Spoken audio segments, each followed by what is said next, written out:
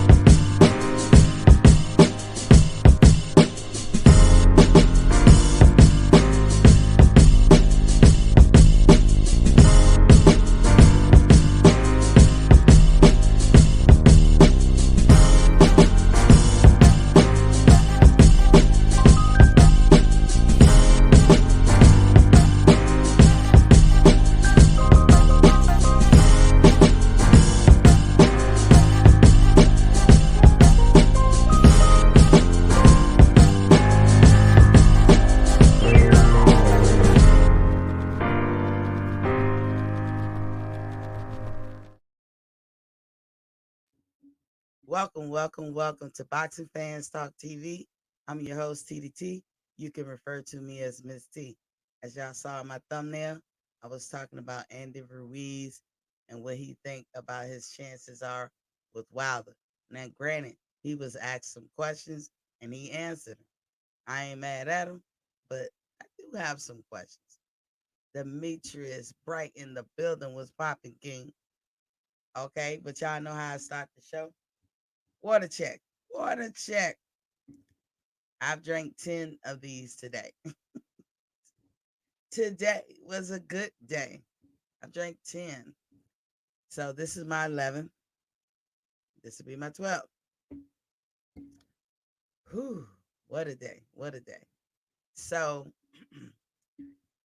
before we get into that, it's a water check. But I wanted to rock out with some music. So y'all know how I am. I'm going to go back to doing it how I used to do it. Seemed like nobody had a problem when I did it the other way. So let's rock out just a little bit. 8 in the morning talking about the fun she had. 9 in the morning and she's just getting home. Talking about the overnight scenario. 3 in the morning, the pancake house. Come on. 4 in the morning, she'll be rolling to the house. 5 in the morning, the lights go out. 6 in the morning, you can hear us not a sound. 7 in the morning, she'll be calling a cab. 8 in the morning, talking about the fun she had. 9 in the morning, and she just getting home. Talking about the overnight scenario. The overnight scenario. The overnight scenario. The overnight scenario. Shorty. The overnight scenario. There she was, fine as a dove, screaming, shorty, let me show you love. Listen close to how the story goes, as I drop a few lines in the scenario. This thing got game and shows no shame. She said she wanna move on. I said, meet me at the art show. Wanna see where this crowd, wanna people flow. Come on. 3 in the morning, the pancake house. 4 in the morning, she'll be rolling to my house. 5 in the morning, the lights go out. 6 in the morning, you can hear us. Tell me what happened at 7 in the morning, she'll be calling a cab. 8 in the morning, talking about the fun she had. 9 in the morning, and she just get home. Talking about the overnight scenario. 3 in the morning, the pancake house. Come on. 4 in the morning, she'll be rolling to my house. 5 in the morning, the lights go out. 6 in the morning, you can hear us shout. 7 in the morning, she'll be calling a cab. 8 in the morning, talking about the fun she had. 9 in the morning, and she's just getting home. Talking about the overnight scenario. Leg it high. Push it up. Leg it high. Leg it high. Leg it high. Push it up. Leg it high. Come on. Leg it high. Push it up. Leg it high. Come on. Leg it high. Push it up. Are you down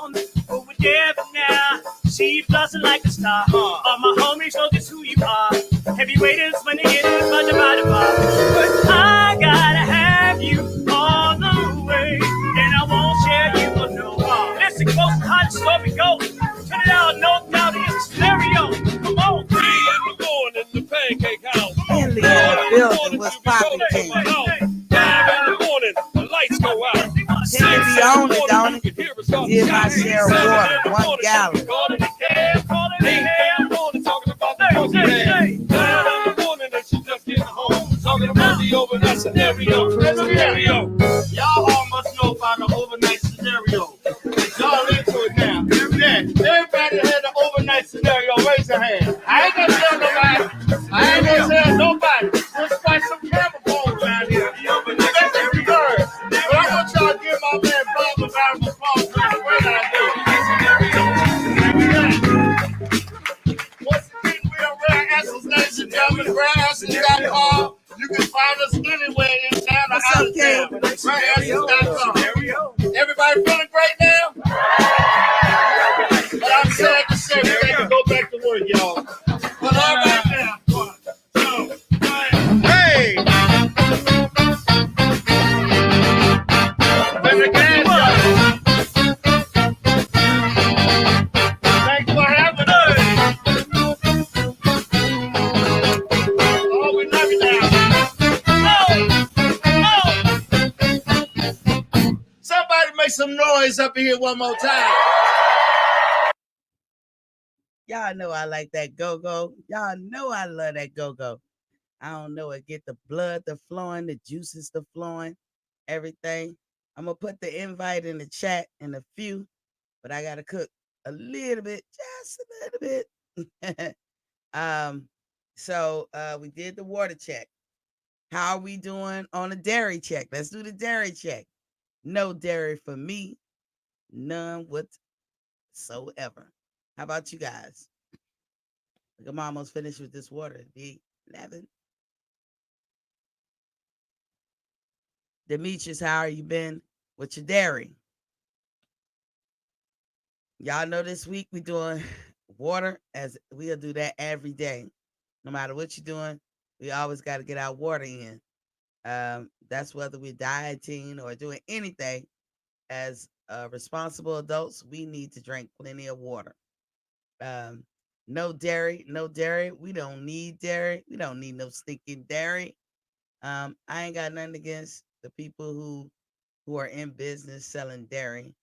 It comes into play. How else are you gonna make those pastries and those pies and those cakes and those breakfast food? I love dairy, but it don't love me. So I'm just saying, no dairy. Now, can you go for the rest of your life escaping dairy? Probably not. There's a lot of shit that you eat every day that probably got dairy in it. But I'm saying the pile on of it all, when you absolutely when you're drinking that milk, when you doing this and doing that, there's other ways to get milk. We're not going to get into that right now. I'll say them things for the Sunday show. But if dairy don't like you, this is something you need to find out. A lot of people can drink dairy, have no problem, or seem to not have no problem. You got problems, you just ain't noticing them. But for those people who are not noticing problems when they drinking or eating dairy, kudos to you. I'm happy for you. I'm just telling you, you got problems, you're just not noticing it. And that's a fact. It's just little things. People don't notice a problem with themselves until they become socially inadequate. So let me give you an example of what's socially inadequate. A man that's 21 and have male pattern baldness where his hair is absolutely in the middle, the hairline, like he has none in front. That don't matter to him. He's a man. Because what can he do? He can shave that shit off and he's still a man. He's still a 21-year-old. He's still going to pull the girls that he was going to pull. He's still going to get the stuff that he was going to get. Nothing changes. But a woman who's 21 and got that same problem, hairline way back here or thinner hair, y'all done pulled her woman card. Y'all done put her in the category of a 70-year-old woman and she's 21. It causes her to be socially inadequate, and that's what I'm talking about uh, why we don't notice certain things. A person who's gaining weight and they don't think that they overeat. They may have a skinny brother or sister that eat way more than they could ever wish to eat, and they're very young. That person who's gaining weight is like, what is wrong? What is the problem? They notice because they way young. They not no different. There's no daylight between their siblings or other people. In fact, the other people abuse food worse than they do. That makes them socially inadequate. So now they're looking for answers. Now they're trying to do certain things. PGH Big Dog in the building was popping king. That makes that person socially inadequate. That's when they notice. But a person who's doing all this stuff and they thin and they cut up and they handsome or they're beautiful and they pulling all the girls they gonna pull or pull all the guys they gonna pull, they're not thinking it's a problem, but it's a problem. It's a problem. You just haven't noticed it. So that's why we on this trying to find the health in us tip. That's the only reason why. Because, sometimes, it's sad that a lot of us don't figure this shit out till it's too late, till the damage is done, or, we just don't connect the dots. Some of us are smart enough to catch it, very quick. Like, like I could tell you, my daughter, she can peep people better than I can. Better than I can. And once she peep you and she decide what kind of person you are, and she be like, I don't want nothing to do with that, her mind is made up. Me, on the other hand, I don't see it because I don't think like they do. And I don't catch it.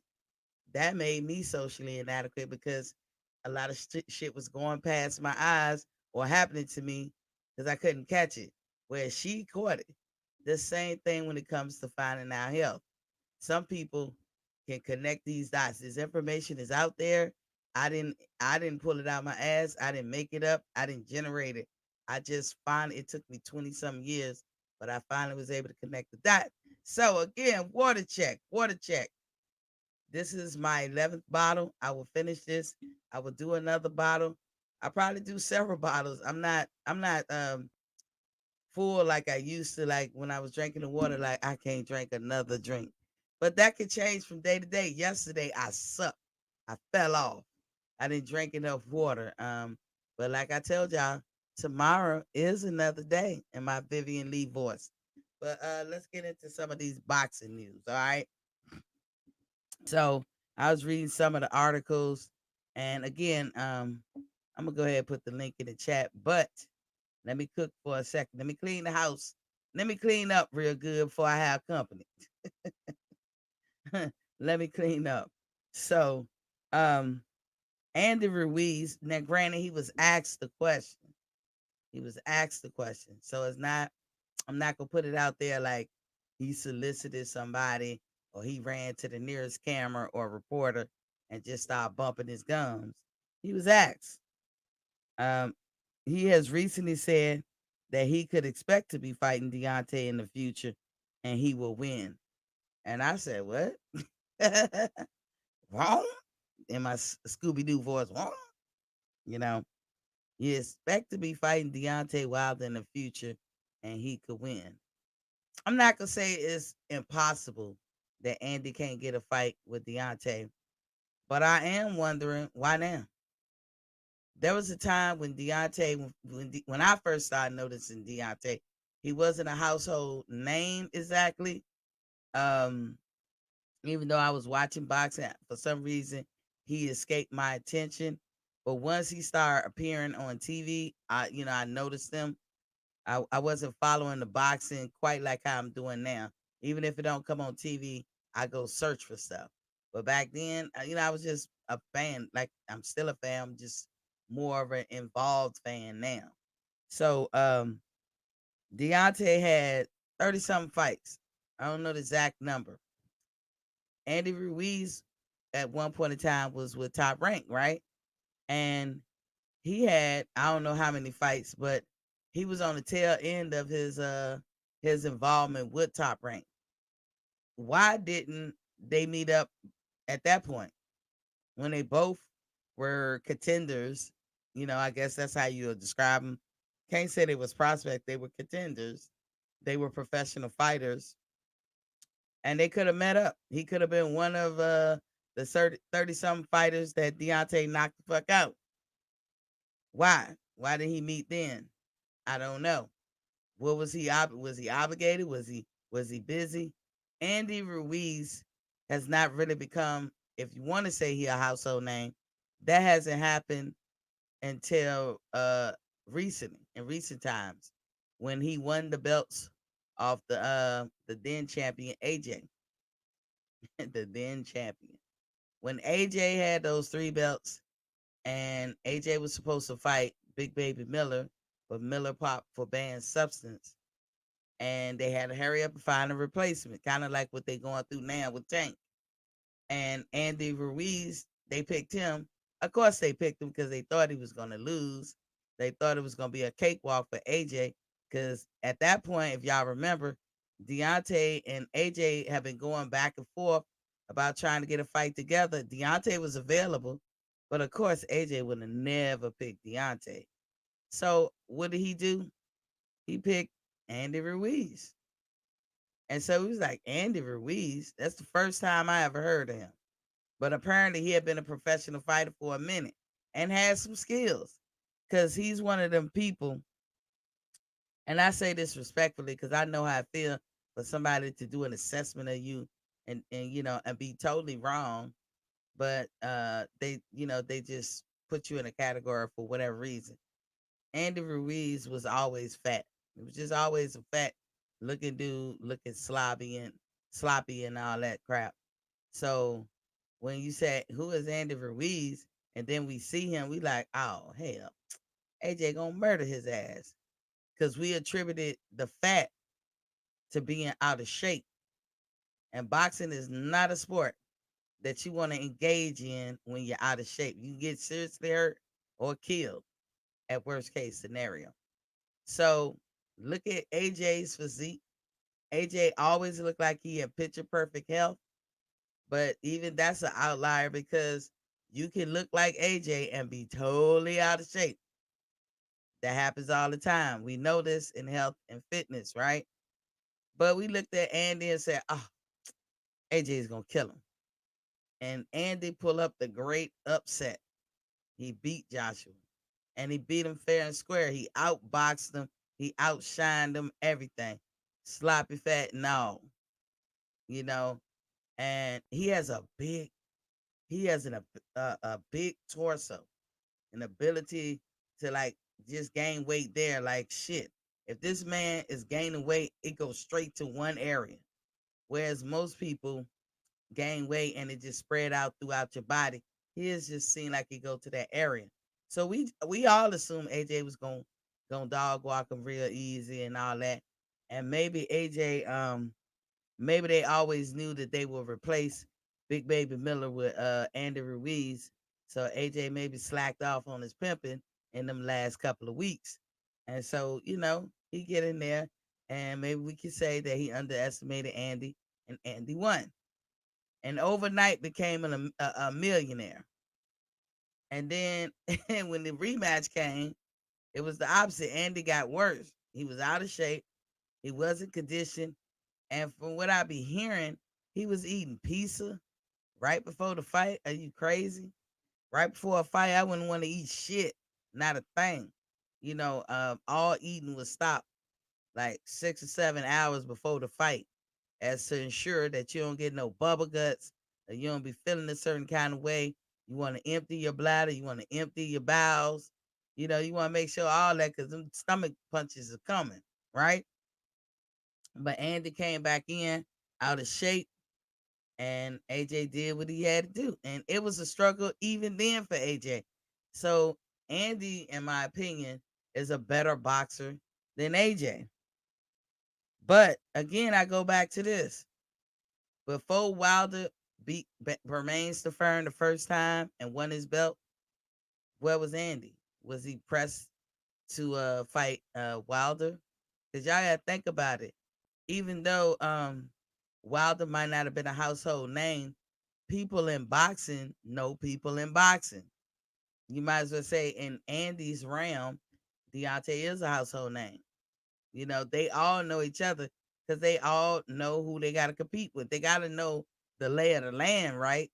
So I'm sure Andy knew of Deontay, and I don't think he hasn't showed, at least in that time frame, that he wanted any parts. But now that Wilder has taken a loss, it seems like people think, I got a chance. And I'm gonna tell you where y'all. I'm like, my question is, what are y'all basing this on? Where's this chance coming from? What has happened in the last couple of years that make y'all think that it's a chance to do something that you really knew and felt you couldn't do before? Is it because Tyson Fury won? Well, we already know with the controversy surrounding all three of them fights. We already know. Arguably, Deontay won the first and third fight, hands down, straight up. But we accept the loss of the third fight more than we accept the loss of the first fight. Why? Because the ref just dropped the ball. It's not Tyson's fault. It's not Deontay's fault in that third fight. The ref dropped the ball. There's nothing we can do about it. And he gave Tyson a reprieve. Did he do it on purpose? Nobody can prove that. But that's why we can look at it as like it was a more fair fight. If the ref is a human being, they ain't gonna catch everything. Either he did that shit on purpose, or he was incompetent, or he just didn't catch it. None of that can be proven, and nobody's trying to prove it. So when I talk about it, I'm not trying to rehash nothing. But hell, if I see the motherfucker get knocked out and don't beat the count, to me, you lost. And that's what I say about the third fight. But I accept the loss of Deontay, and I'm moving on. But whatever Tyson Fury does, it don't mean that other fighters can duplicate. Now we know Andy is down there with the Canelo camp, sipping on that scissor, aka tea. Him and Valdez, they love that tea. That whole camp love that tea. We also know that Canelo is a cheater, and that the WBC is going to cake for him and cap for him. So why wouldn't he cake and cap for everybody else in that group? We also know that Andy Ruiz have been fat all his goddamn career, and he gets down to Canelo's camp and miraculously start just dropping weight off. What is it that Eddie's doing that nobody else was doing? What did he learn? I mean, it's possible, because I be talking about my program to drop weight, and it's possible that you could drop weight really fast. There is a way, but if Andy in the way is not a secret, and you can't attribute it to no personal trainer, you attribute it to God, because we are designed to eat a certain way, and when you eat that way, you will drop a lot of weight fast. But that's not a secret. We can't give Eddie Reynoso that kind of credit. So what is it about that camp down there that make Andy, turn around and make that change in life? Because you gotta make a change in life. You gotta consider it a change in life if you're gonna go that route. So you say, we know your ass ain't changed how you eating or just your overall style of living. But you get down there and miraculously Eddie Reynoso have you on some program that really makes you drop a lot of weight. I mean, this dude has a lot of weight in the midsection, in his torso, more than he have in his arm, more than he have in his leg, probably more than he have in his head. So it makes you go, And now that Wilder has taken a loss and we all moving on, you want some of that. You want some of that. And you down there, Andy Ruiz, I don't know much about you, so I'm not going to speculate whether I see the racism in you, but I know Canelo is. I know Eddie Reynoso is. And when you hang with racists, you are racist. That's the conclusion. That's the only conclusion. That's how people got to look at it. But now that y'all think that this king has been dethroned, and he hasn't, As I said, his fights with Fury is all controversial, and it will always be reported as such. But now that he's had that loss on his record, it seemed like You're like jumping at the chance to want to pile on. You have never said that. Even when you fought AJ, you never said, I want to fight Deontay. If you wanted to, you had a wide open field. When Deontay, the one thing about Deontay Wilder, when he got the belt off of Bermain Stefern, it wasn't like he was avoiding anybody. Anybody can get it. He is truly the can man. Anybody could have got it. He was leaving no stones unturned. If you was to say, you know what, you pretty good, Mr. Wilder, but I don't know. Have you heard of a guy named Ruiz? Wilder would have been like, bet, bring his ass up, put him in front of me, I'll knock him down too. He was fighting anybody. He pulled Tyson Fury ragged ass out the rafters. He pulled them out. Should have left his ass in that alley where he found him. You know what I'm saying? He gave Luis Ortiz a reprieve. He was willing to give anybody a shot. Deontay wasn't running from no smoke, and he wasn't gonna wait for AJO's scary ass. So Andy, where was you during that time? You know, I ain't saying that you totally wrong for answering the question, but I'm just curious as to how far you took it with that question. He was like, yeah, I would love a match with him, and blase, blah, blah, blah. But and to throw the icing on top of the cake, I can beat him too. I can win. And I just gotta ask, where does he get that notion from? Birdman in the building was popping king. He said, salute at Boxing Fan Talks TV, aka Miss T and PGA's Big Dog and Demetrius Bright. I just wondered where Andy got that notion from. Why does he think now he can beat Deontay? So we could talk about his performances or what he does or how he get down. Well, we know Andy just not too long ago had a fight with Arreola, right? He didn't look that great in that fight. Arreola, I think, knocked him down or something a couple of times. If Deontay knocked you down, you ain't getting back up. That I'm confident in. Deontay dusted motherfucking Arreola, and Arreola's a good fighter, and he's a good person. He's fan friendly. I like him. But if you couldn't, really say that you handled Arreola, how the hell are you gonna beat Deontay? Again, I wonder where that notion come from. The guy asks you something, but you add the icing on top. Like, yeah, I can expect to be fighting him in the future, and I'll win. I guess Deontay got to come out here and show why he's still feared in these boxing streets, why he is the king, and he will in his time. I'm not saying any of this to rush the champ, but I'm just curious as to where Andy get these thoughts from, that he the fight would be anything different than what it would have been before all this hoopla with Tyson Fury. Again, you had ample time, Andy. You and him was overlapping in careers. Y'all were professionals. Long before he got his belt, you was a professional. You didn't want it then. Maybe I'm misspeaking. Maybe you wasn't a heavyweight, because I ain't hear of you till you had to fight Anthony Joshua. That's the first time I became aware of you. So I was aware of Deontay long before that, before your fight with Joshua.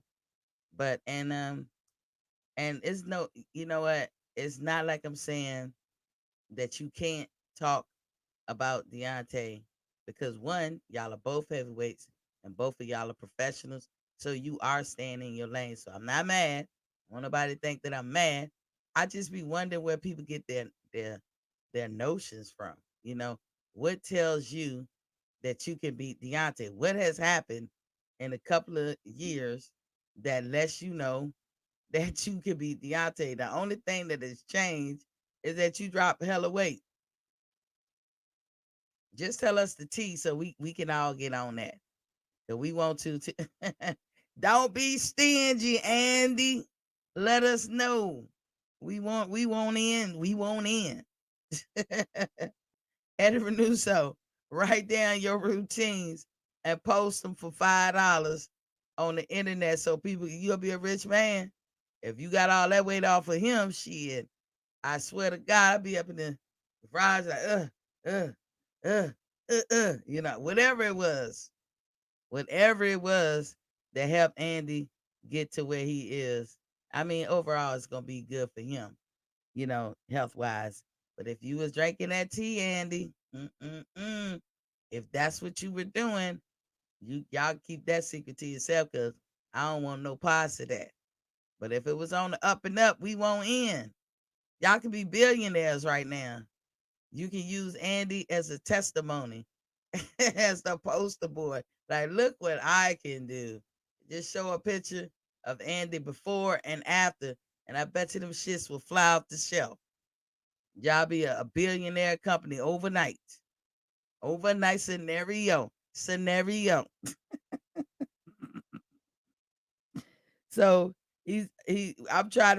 gonna narrow it down. I'm asking the question. Do y'all in the chat know what he basing his theories on? That he can expect a fight with Wilder. I don't think he's on Wilder's radar. And I mean, maybe not. He can put himself on there, I guess. But the fact that he said I can beat him, y'all know where that come from. You lost the belt in a rematch. You lost your belts in a rematch. You shouldn't have got that much out of shape. We could tell you make poor decisions because even if you were slim, bigger, medium size, or whatever, who the fuck eat pizza right before a fight in the locker room while you're getting your hands wrapped and shit? You got fucking pizza stains on your hand wrap. What the fuck? What in the hell? Who does that? But you, the guy, you think you, man? Let me tell you, you'd have ate that pizza and fought Deontay Wilder. He'd have unfurled your motherfucking colon. It'd have been unfurled and laid out. He'd have bust all that shit out. He'd have bust your whole digestive system up. That's crazy. So I don't know where he get that notion from. I hear my phone going off. I don't know where it is. Hold on. Birdman said that dude want a paycheck. He ain't confident he can beat Wilder. It must be Birdman. Is it the shoes? It's something. For him to make an assertion like that, I just found that real weird. I was like, what? Yeah, I gotta talk about this. Is he projecting? Is he trying to make something happen? I hope the champ is not listening to nothing he got to say. There's a couple of people that offered a scenario for the champ to get back into business. We can't be fiddle dallying around, on his quest to be the one face, one name, one champion, and that's Deontay the Bronze Bomber. We all on this journey with him, and we want him to make it. And looking back and looking to the side is not gonna cut it. Even though I always say too, Wilder is probably the only boxer in this era or in the last however many, I would even dare to say decade, that he don't make excuses to the point like he'll fight anybody. Wilder could be on his chase for them belts, but if you start popping off at the gums and you to the left of him, to the right, or to the back, he'll go handle that. A lot of boxers look straightforward, and I don't blame them, because how are you going to get what you say you want by looking backwards? You can't. And they do, and then people put out narratives about these boxers that they're ducking, and I just don't agree with it. I can see though why it looks like that, because here you got fighter X is calling you out, he behind you, and you ignoring him. You're like, man, I ain't worried about you. I'm better than you. It sounds like you're ducking. It looks like you're ducking. So I'm not mad at the narratives that people can put out on boxers like that. However, I think boxers should do a better job of explaining what they're trying to do. if we are to assume that boxers get into this game to become champions, they don't just get in it for the prize, they get in it to become champions, they get in it to become unified, they get in it to become undisputed. If we are to assume that that is the goal, which is a worthy goal, then we also have to assume that there's one way pretty much to get that goal, and you can't walk a straight line and keep zigzagging and going backwards. You're never gonna finish what you started. So when we talk about people like what Keith Thurman did to Earl, I see why Earl feel the way he feel. I see why people can look at Keith and say you was scared or you was ducking. But I see Keith point too. And I know you said, T, how you see everybody point? Because everybody can have a different perspective. But I rocks with Keith point more than I rock with anybody else. Because what wind up happening? Isn't that what Earl doing to Boots? Isn't that what Terrence doing to Boots? Y'all know how I feel about Terrence. And I call him out too. Boots have called all of them out and been doing it for years. And they're like, you're not my future, not right now. Because Boots didn't have the belts. Boost was what they call a high risk, low reward. He has no belts. He's not a draw, or he's becoming one now. But back then, when he first started calling them out, he wasn't a draw. It didn't do them no good to fight him. And the possibility of them losing was great. So if you're a person that's trying to gather up all these belts, why are you looking at somebody who don't have it? You know, it's one of them things that you want your fighter to fight any and all comers. Anybody who popping off at the gums can get it. You want your fighters to be like that. But at the same time, we have to respect that they want something else. But it's their career. So I'm not mad at Earl for saying, little boy, at the time, this was years ago, not now. Because I'm sure Earl don't feel that way about Boots. But back then he was a pup, little pup. Let me say it like that. Have several seats. Just wait your turn. Grown folks business over here. I'm trying to handle this. But I feel the same way about Keith to Earl, little pup. I'm trying to handle something over here. Wait your turn. I'll get back to you. And we just saw this weekend that Boots entered into the what I'm gonna start calling the Thurman zone. Birdman said, Miss T, Keith should know better because Paulie did it to him. Where Spence is telling Boots he gonna get the chance soon. So Keith was saying that too, Birdman. He was saying it too. We just, for whatever reason, people feel how they feel about Keith. I'm just saying, for me, I don't have those same feelings. I think Keith is one of the best welterweights even today because it hasn't been proven that he's not. He only lost to Pacquiao. If you're going to lose to somebody, what better person to lose to? I mean, no matter how I feel about Pacquiao, isn't Pacquiao what he is? He's a Hall of Famer. He's the shit, right? No matter what I feel about him, I do think he's a cheater. And I don't give him credence, but I can't deny his record. You know what I'm saying? Keith lost to one person. We can speculate as to why he don't fight this person or this person. Life can happen to anybody. Nobody is beyond the reach of life happening and you changing your minds or losing your hunger or whatever. Nobody's beyond that. And Keith is a man, and man are fallible. When I say man, I'm talking men and women. Man is fallible. They can be weak. We're not perfect. You know what I'm saying? So Keith was on his quest. He was begging everybody but Santa Claus when Mayweather was still in there. He wanted that fight with Mayweather. And Mayweather was like, little pup, I'm not fighting you. I ain't worried about you. You're not significant enough. That's the attitude that Mayweather took to him. Keith, on his quest, took that attitude to Errol. Errol and Terrence, I'm talking about the top dudes, in their quest, is saying that to Boots. and Boots just said it to Claire Cobbs. So I can either be upset when people do that shit, or I can be like, that's just boxing. And I'm gonna have to take the route of that's just boxing because they all do it.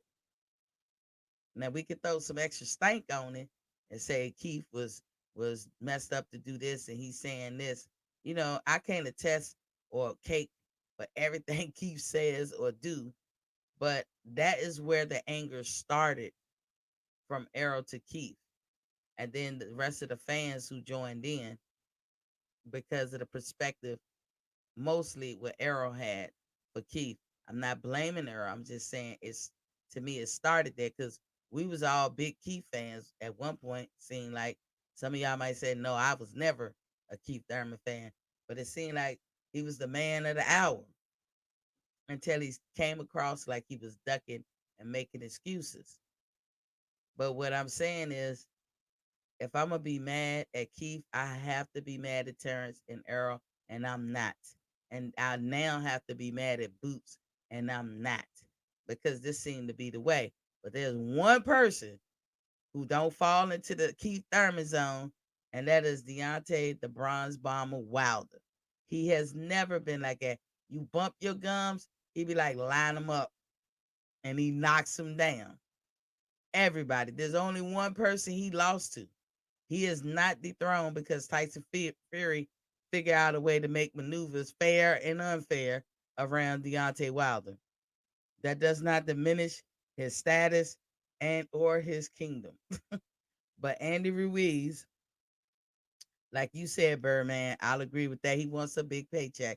Ain't nothing wrong with that. It's prize fighting. He want a big paycheck. Okay. I just have a problem with why you think you can beat him. Or maybe that's what he's supposed to say. But now that you said, somebody like Deontay Wilder, you got to choose your words carefully. If Deontay Wilder is my potential opponent, I feel like I got to choose my words very carefully. And because I'll be like, I don't know. I don't know. Be like, yeah, I think that's, a worthwhile fight. I would love to have that fight with him. I'm sure of myself. I think I can be very competitive and blah, blah, blah. That's how I will be talking about somebody like Deontay. Now, anybody else, I might be like, yeah, I'm going to wax that ass. Bring him. I'm going to wax that ass. But Deontay, I'm going to be like, I'm going to have that plausible deniability set in place. Because I don't want to come off looking like no fool.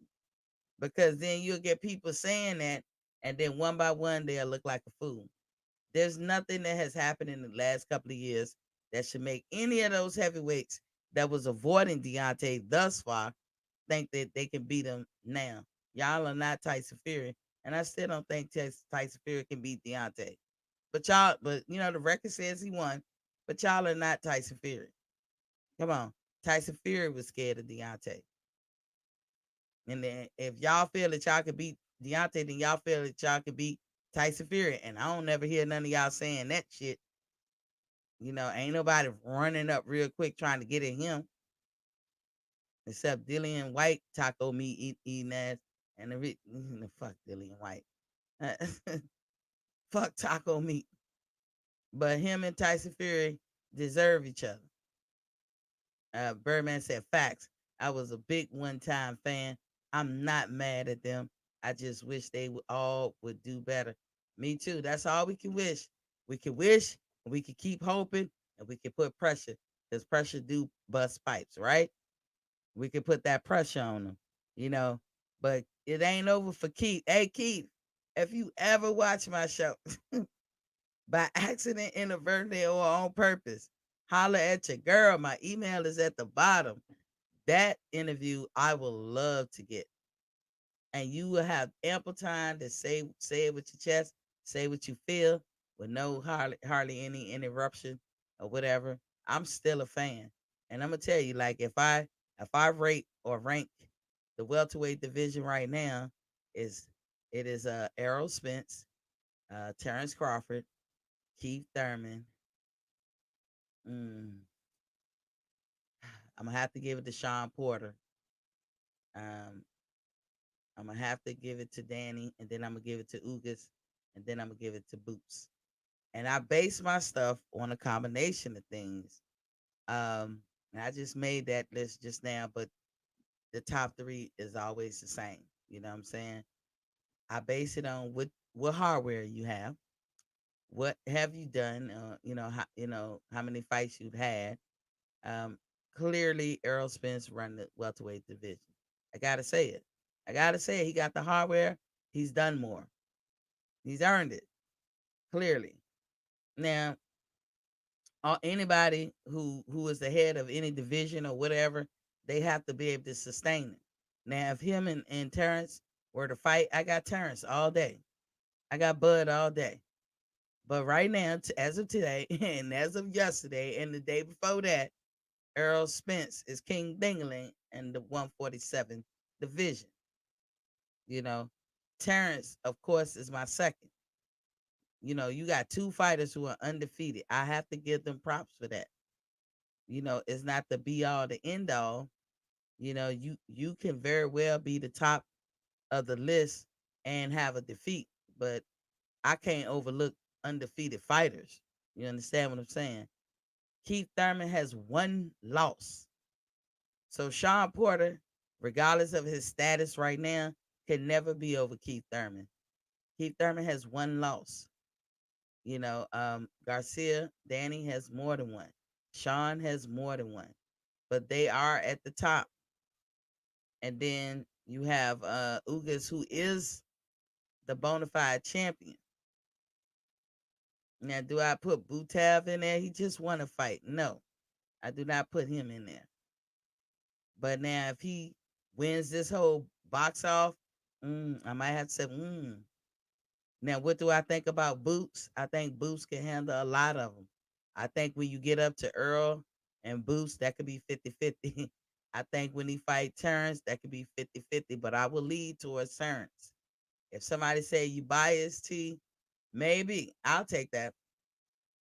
But it would be more like a 60-40 with Boots and Terrence to me. And I'm going with the more experienced fighter. Why? Because in the welterweight division, I also think that Terrence and Boots are the more complete fighters. I've seen them, display or showcase their tools or arsenals, and it's plentiful. I've seen more from them than any other fighter. I didn't even know that Boots could switch hit. I didn't know he was ambidextrous until this past weekend. I didn't know. I never even caught that. So add that shrimp on the Barbie. You know what I'm saying? But I don't say that about the other fighters. Not that I don't want to say that about them. I just don't say it. Keith could be a complete fighter, but there's some kinks in his armor. Mainly when he's moving. He moves a lot. And I would not call it running, but he utilized the ring. He will tire. Maybe that's a strategy of his. He moves and moves and moves. And sometimes I be like, Keith, you kind of hopping. I be wanting to do Keith do plyometrics.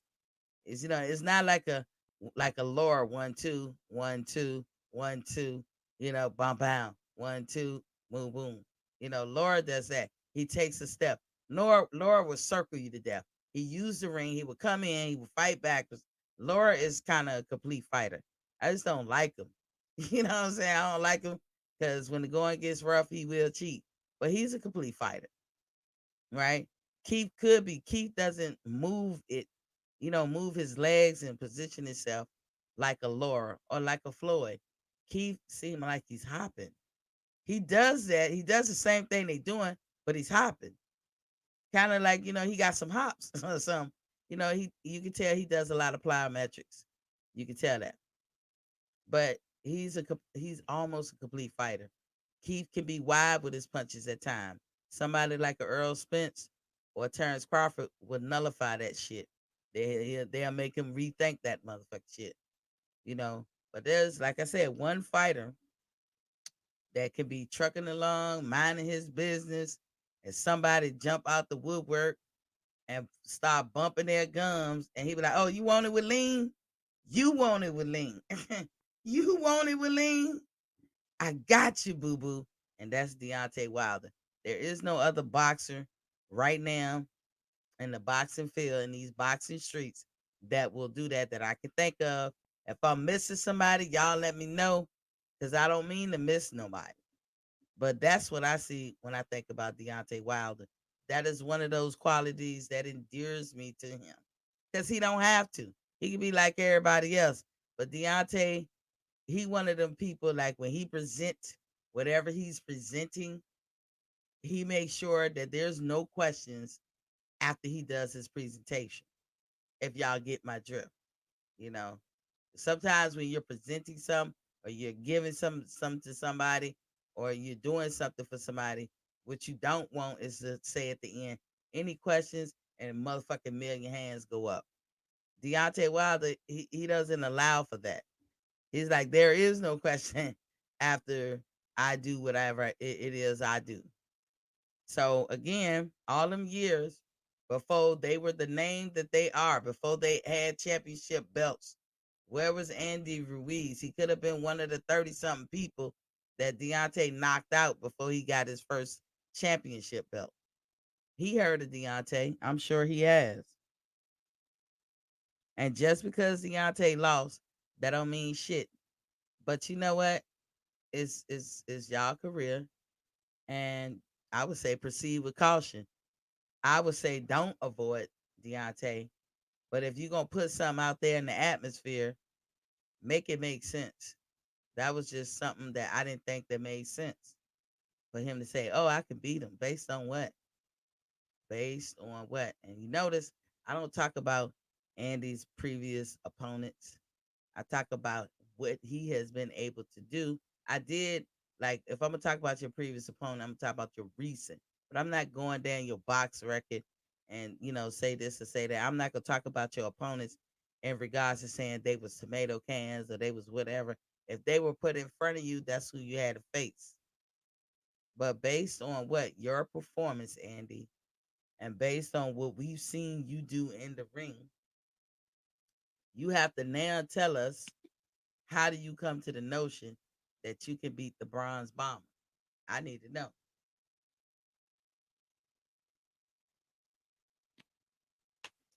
$11. And now I'm gonna work on number 12. But that's all I wanted to say about Andy Ruiz. Explain more. I'm not mad at you, champ, because you are a heavyweight. I am saying about you on a lot of stuff, but all good things come to the light. If you drinking that tea, I'ma roast your fat ass. I'm gonna roast, and I'm gonna roast you good. And and Canelo, at that point, it just, every time somebody in that camp be living foul around these people, it just angers me even more. Cause y'all all in on it. Y'all know what y'all doing. And the fact that y'all are willing to do some shit like that. And let me tell you, for the record, Andy Ruiz, it don't matter if you drinking the tea. You still won't be able to beat Deontay. And he gonna make sure, if I was Deontay, I can't speak for the champ, but I just like to think that if I was him, and he got in there, that he gonna try to bring you within an inch of your life. Because that's what I would do. Because you playing with mine. You know what I'm saying? Time for playing with people's lives and cheating and shit. That shit is over. I don't think anybody who faces Deontay going forward want to be on that cheating train. You gonna catch all that smoke. You gonna catch it all. You gonna catch it for everything that Tyson Fury has done. You gonna catch it all. You are going to pay the consequences for all that bullshit. I wouldn't want to be on the cheating train and then get in there with Deontay. In fact, if you cheating, you should be probably one of the people that avoid him, because you're gonna catch it. Ain't gonna be no mercy for your ass. So, let's talk about Caleb Plant, my new favorite friend. So for the last couple of months, 3 months or so, I've been praying for Caleb. I actually have, and I've actually been making apologies for what they doing to Caleb, what's about to happen, because we know that Canelo on that tea. We know that he on that. And he mixes his tea with a whole lot of bullshit. He on that cocktail. But we said, and I've said before, that the press is already written. Canelo press has already been written that he won the fight. It's probably sitting in the warehouse somewhere, just waiting to a couple of minutes after the fight so they could put it out there massively and all that. PGA Big Dog said at Birdman, salute fam. So I just went on this. I'm sorry, Caleb. They gonna fuck you over, whatever. Canelo is a tough person. I don't believe he this great fighter that everybody make him out to be. Remember, they have the Mexican style, but you see Canelo is not adhering to it. So he already breaking from protocol with his fellow Mexicans. He not adhering to it all the way. Why? Because he got his ass waxed by a black man named Floyd Mayweather. And Floyd showed him that the Mexican style of fighting is bullshit. That's bullshit, a lot of. Reggie Bell in the building was popping king. PGH Big Dog said Plant has all the skills to beat him. Yes, indeed. We just don't know how much juice Canelo Royd is on. We don't. And that's why I was making my apologies ahead of time and said, Caleb, you have great intentions and you right for what you're doing. But you talking about a cheater. This man don't care if he kill you. So when you think about these cheaters, they basically saying your life has no value. It's a sport. It's supposed to be entertaining. And we know that accidents can happen, but we hope that everybody go home to their family. But Canelo don't care about stuff like that. He don't care if you die. He don't care if you see your children, if you get to raise your children or make new children. He doesn't care about none of that. All he care about is his ass. Because he thinks he's the second coming. He thinks he's God's gift. But he's not. He's a cheater. There's nothing that can be said about him glorious in a glorious way because you cheat to get to where you are. And he knows it, and that's why he was mad at Caleb all this last couple of months or whatever. Because Caleb called him out on his shit. But he disguised it like, oh, you talk about my mother. Well, I'm going to call you a motherfucker, Canelo. I'm not talking about your mama, just so you know. And you know that that's not what the case was. But, you want to make hay out of it. The reason why I'm bringing this up, because Caleb has reissued the motherfucker. Insult. He has reissued the insult of motherfucker. And he did it, I guess, yesterday. And he did it through a personal message to motherfucking Canelo. Birdman says salute at PGH Big Dog and fam. So Caleb is like, let me stoke the fires a bit. Now, the reason why I'm laughing is because they're going to have another press conference, a final press conference, and then they're going to have a weigh-in. So he want to get under this man's skin. He gives no fucks at all, and I'm here for it. I'm here for it. I want to say Drew Titan. I watched you, Drew. Shout out to Drew Titan. I finally got up early enough to watch. And I was watching you, and you had that picture of Canelo and Caleb. Canelo is small compared to Caleb. PGA's Big Dog said facts. And old media never brings his cheating up. How did he get older and gain stamina? Get the fuck out of here. Get the fuck out of here. I am with that, PGA's Big Dog. I agree with you cold-heartedly. Get the fuck out of here. Yes, you don't get older. Take it from an old broad. When you get older, you do not, increase or get better. You have to work at that shit.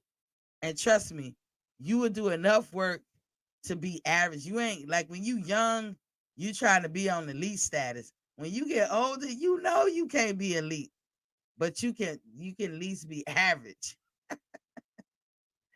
You don't get older and fix a problem that you had all your life, like motherfucking stamina. That shit is like sometimes that could be your kryptonite. It's kind of akin to those people who can eat anything and stay slim. That's your thing. It don't mean you can't be unhealthy, you can't get sick out all of a sudden, and don't be having issues like somebody who's obese. It just means your body just stays slim. So when you get older, even though you slim, you still can have sagging skin. You still can have that age show up on that skin, even though you slim. So what can you do? All you can do is firm it up and try to prevent the aging look as much as possible. That's all you can do.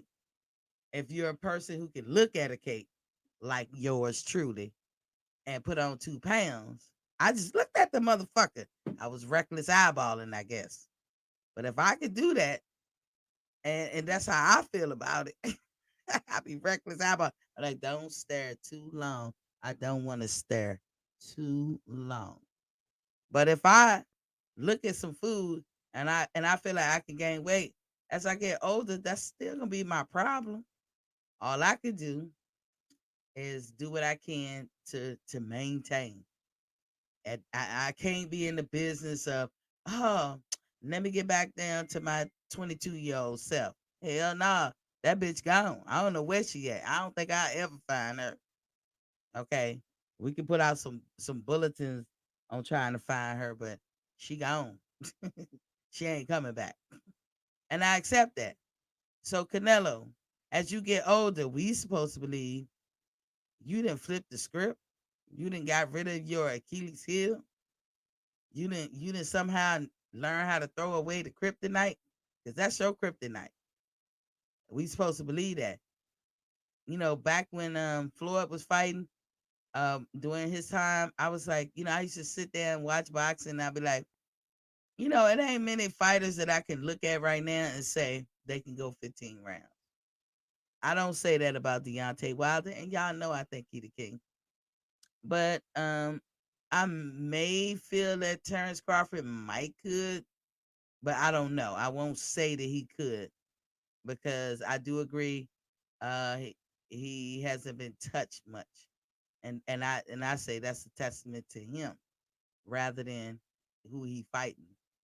But Floyd never got tired. And I honestly say that was one of the fighters out of all them fighters that could actually still do it old school and go 15 rounds. Most of them fighters lucky that 12th round be ending. Like, they couldn't have went another second or two. They be gassed out at 5 and 4 and 6. They be done. Then they get a second win. The second win lasts about 1 round. Done. But Floyd, I forgot what fight he did, and it was at the end of it. He was in the corner, and the camera was on him, and he was like, he just walked off. He just took a breath and just walked off.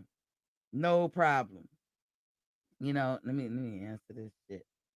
They're gonna be pinging all day. Okay. All right. So Canelo has seemed to lick this problem, and nobody else can do it but him. Like I said, Eddie Reynoso got some shit going on down in that camp. He need to bottle all that stuff and put it on the shelf and become that billionaire overnight. Because I'm telling you, people will buy what he's selling. But is it the scissor? Is it the tea? Is it the tea? If it's the tea, we don't want it. We don't want it. It's something though. A man who has a stamina problem no longer have a stamina problem. A man who looked like the Michelin tire man no longer looks like the Michelin tire man. A man who ain't really got no kind of competition for most people. And Val Perez, I'm talking about Val Perez. All of a sudden he got a little comp with him. He got a little competition. He could give somebody some competition. Really, really. Willie Beachman in the building was popping king. So Eddie making some magic down that motherfucker. You making some magic. And, like I said, share the wealth, Eddie. Don't share that. Share that. Remember on Roscoe Jenkins when he said, share that. Share that. But back to Caleb. I love Caleb now. I love him because he is unafraid and unapologetic. He told Canelo, motherfucker. Canelo tried to put it on his mama. Now, most boxers, because they want to bow down to Canelo because the media tell you he the face of boxing. No, the fuck he ain't. You should tell yourself who the face of boxing. Let's be real. Let's go by the actual numbers. Canelo don't sell out shit. They fake the funk. He ain't selling more than Deontay. Deontay is guaranteed money. That's guaranteed money. Canelo is not guaranteed. And since we basing, the face of boxing and all that shit on money, Floyd Mayweather was guaranteed money. Willie Beachman said, salute family. Canelo ain't guaranteed like that. So Caleb said, for good measure, and to make sure that you heard me the first time, biatch, let me call you a motherfucker again. And Eddie and Canelo was like, hey, I want to talk to the man sitting next to the man. Sitting next to the goddamn man that called my Piccolo player a motherfucker.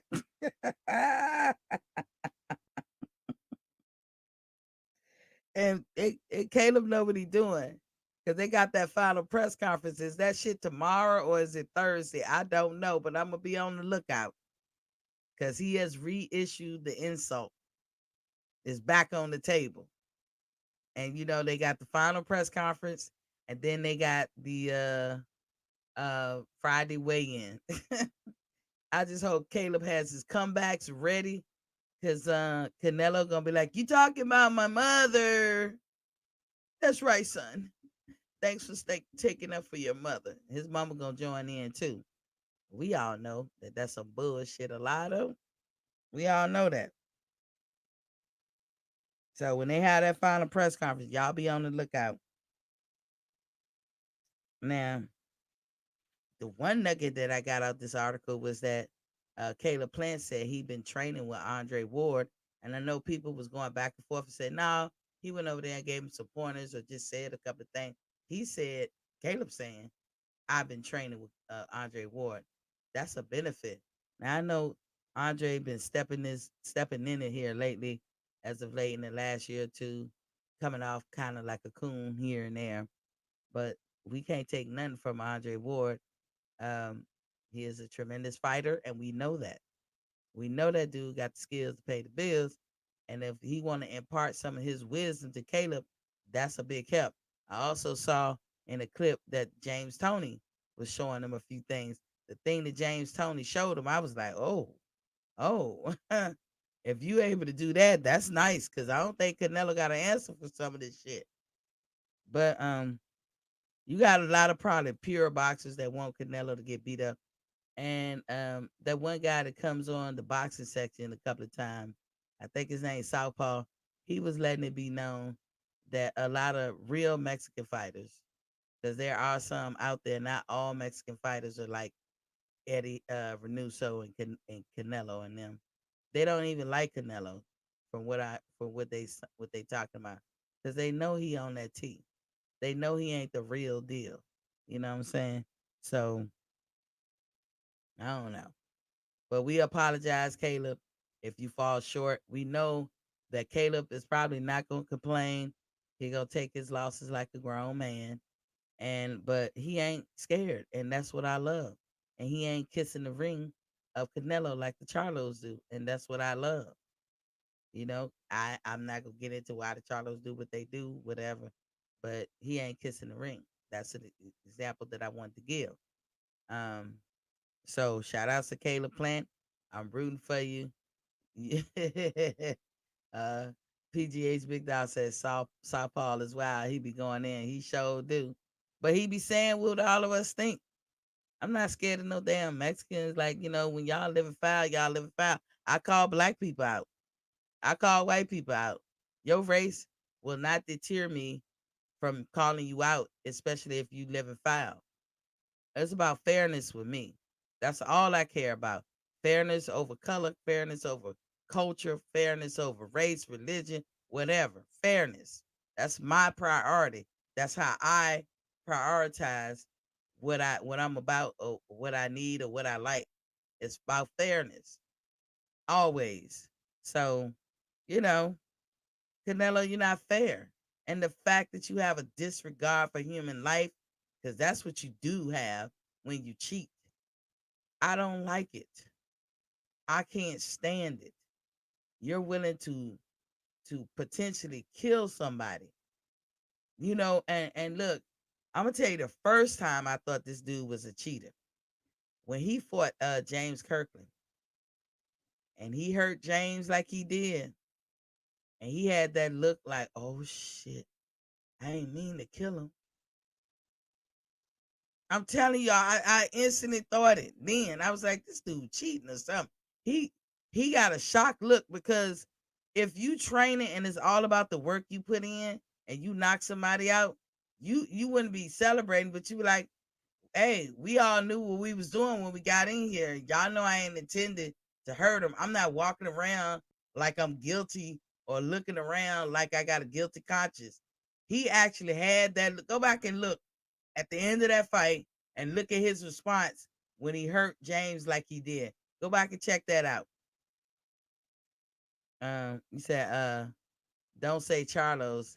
AJ didn't 2 hours of training and came out talking that big meat Larry Hoover crap. Yeah, I gotta say the Charlos, they do seem like they bow down to him more than they should. I don't know why, but they do seem like it. Like I said, I'm fair up in here. He said, did. I got you, King. I'm fair in here. I gotta call it with it. Like I said, if I'm wrong, I stand corrected. But they do seem like they give him a little bit more leeway than they should. They seem like they cap for him or some. I don't know what it is, when they shouldn't. Ricky Williams said, yeah, they do. And he said they be on his job for real, for real. That's what I see. Y'all can speak on it. I'm gonna paste the link in the chat, because learn me something. You know, like I said, if I'm wrong, I'll say I'm wrong, but I don't think I'm wrong about that. I really believe that they should be just as mad as at Canelo as the rest of us, but they do. They not. And are they bound down to him, or they bound down to the money he could draw in? Which one is it? When do integrity stop being relevant? I can't say morals, because everybody got morals. Your morals might be different than mine. Can't really judge nobody on their morals, because their morals are their morals. It might not line up with yours, but it's their morals. But integrity is integrity. At what point do you lose integrity over money? Charlos know that Canelo is foul. They don't treat him like that. They treat him like, I didn't see nothing. They know Tyson Fury is foul, but yet they shit on Deontay. I can't whistle, y'all. I try. I don't see nothing. You don't see what the fuck we see? Come on now. Your eyes fresher than mine, and I see it. These old eyes right here, I see it. Ricky Williams, once money gets involved, yeah. That's true. And if that's what they're about, that's what they're about. But we got to judge them for that. We got to judge them for that. Like I said, fairness. It don't matter what color you are, what set you claim. You can be my brother in that thing. All I want is fairness. I want the best to fight the best, but I want fairness. That's all I ask for. If you win because you put that work in, I am a happy camper. Even if you beat Bud fair and square, I'm gonna be cheering for you just as much as I would for him. There's no room in my life to take for somebody or be unfair. I don't have room. I can't. I don't know about anybody else, but I can't. I can't be unfair. I can be biased. Sometimes it's a work in progress as any adult human being to try not to be biased, or any kid for that matter. But that's a work in progress every day. And I wake up every day and try not to ever be biased. I know that I can fail at my quest. I can fail at that quest of not trying to be biased. And so I need y'all sometimes to uh to do put me back on the tracks or whatever. And I'm listening. But I ain't wrong about the Charlos. I ain't wrong about that. Ricky Williams said they accept it because it makes, if they make it, they want the same privilege. That's what I'm talking about. The integrity comes into play. You can't be uh and I was gonna say something else, but like y'all know what I was gonna say when it comes to money and people doing anything for money, what that make you, you don't want to be that. You don't have to be that. You are talented boys in that ring, men. Let me correct myself, men. You are talented men in that ring. You have talent. You don't have to do that. But your behavior on the outside, I already told y'all, like probably about a month ago, I would never buy a Charlo fight again. Never. Mm-mm, never. And it's mostly due to the behavior on the outside. I'm just one person. I'm sure they don't care. Sure, a lot of people don't care. I'm just one person. But if I say that and several thousand people say that, and then several thousand after that say that, I guess they'll care. Your brand has failed, in my opinion, because of your behavior. I cannot rock. It's almost like we all got friends and people we know. You know, I grew up from from humble beginnings. I'm gonna say it like that. Um, it was bad, but just because I grew up from humble beginnings, that don't mean that I wanted to be like those people that was around me. Now I'm not judging them when I say this because I had a brother that was one of those people. But I, if you're a criminal, I can't hang with you because that's not what my life is about. I don't want no parts of it. I don't want to understand it. I don't want no dealings, anything, no affiliation. And we all have family members that be into that, be knuckleheads. You know what I'm saying? And we could choose to be around. I've told my brother at times, like, dude, I'm telling you right now, like when he got in the car with me one time, I'm telling you right now, I will pull over. I will take you right up to the man. Don't play with me. I'm telling you now, I'm not with that life. I'm not judging you for your life, but I'm not with that life. So you at your own apparel. Cause I ain't hitting the gas or nothing. I'm stopping. You caught. You are going to be caught. And he has to make that choice. So out of respect, because that's my integrity, I'm not telling him what to do. We gotta understand that when you with me, you will be as clean as a whistle. Is he my brother? I still love him. Yes. Would I still back him 1,000%? If it'll be me and him against the world, ain't nobody gonna touch my brother around me. I don't know how much damage I could do, but same thing with Butter. We true siblings and we get at each other neck, but shit together, mm-mm. We stand as a united front. But right is right, wrong is wrong, and they know they gonna point out when I'm wrong, and I'm gonna point out when they wrong. So if I live that way in my personal life, I'm gonna live that way in my life outside of personal affiliations. Chalos are foul. PGA's Big Dog said, I won't support their pay per view again.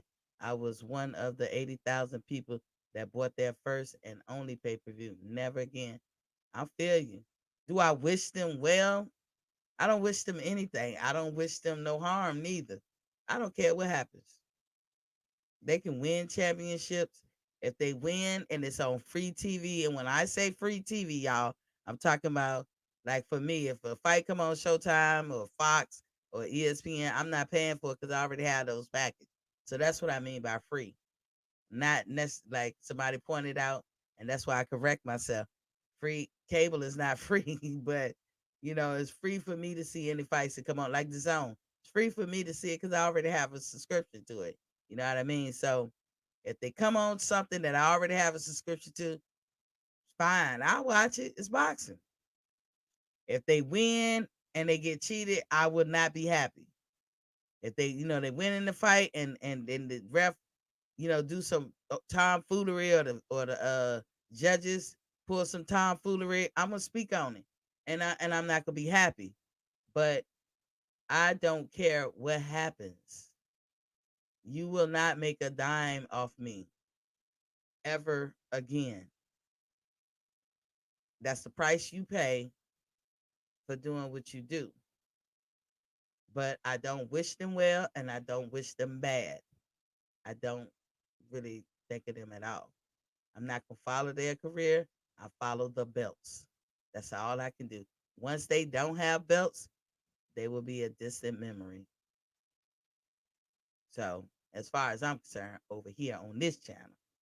But that's what it is. So, Caleb Plant, good luck to you. I'm rooting for you. I feel like you do have a chance to win. I just don't know. I don't know what you're going to have to contend with. I already had put out like 2 months ago.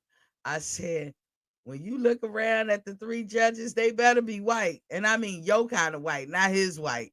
Your kind of white. White, black, somebody else, but not I'm sorry, Latinos out there, because I know it ain't all of y'all, but y'all can't be on this. It's conflict of interest. At this point, it's a conflict of interest, because Canelo got that WBC. So Mr. Cantone, a.k.a. Mauricio Sulaiman, president of the WBC, his hands is all up in this too. I don't want none of his judges.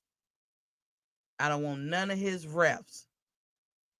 Matter of fact, get Kenneth Bayless on this one. You know what I'm saying? Or Richard Byrd as a ref. Fuck Jack Reese. I'm not trusting him. This dude who just ref in the last Deontay fight, no. And I'm sorry, Latinos out.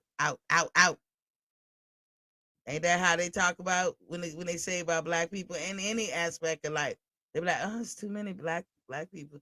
It's too many of y'all, we just want to make sure it's fair, as if we can't be fair. You can have a whole jury of white folks and it's fair, but you have a whole jury of black people. Like, well, we got to make sure it's fair. No, well, we can do this to y'all too. Caleb, if you have that kind of clout, make sure it be known. Birdman said, at Willie Beachman, salute family. That's what I feel. That's what I'm going to look at. Before the bell even ring, I'm looking at what the judges look like. Who are the judges? Who is the ref? And that's going to tell me all I need to know. If I see some Latino, because I don't know if you're Mexican, Cuban, Puerto Rican, South American, Colombian, whatever. I don't know. Just by looking at you, I don't know who you are. But I know that when it comes to Canelo, Latinos will roll out the red carpet and they will cheat. Not all, but most. And they can blend in with the ones who don't. So we don't know. So to make sure ain't none of that shit going on, let's get some black and white folks up there. You know what I'm saying? Let's get some black and white folks up there. Sorry to bring it to race, but it gotta be. Because that dude is a cheater. We know he on that T. We know he done got the benefits of that T. So fuck it. He already cheating. But I hope you wax his damn ass. I hope you do. Matter of fact, I'm gonna pray tonight that you wax his ass. I pray. I hope everybody pray. Hey, let's actually get a day of prayer.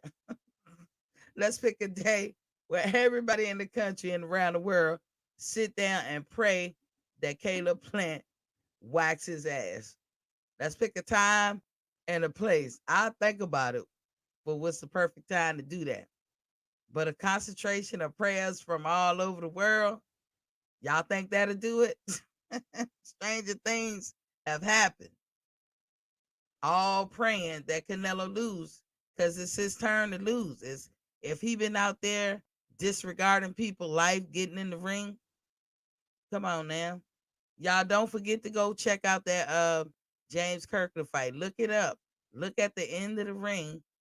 At the end of the stoppage or the knockout, and look at his face and look at how he responded, like a guilty person. Like, I didn't want to kill him.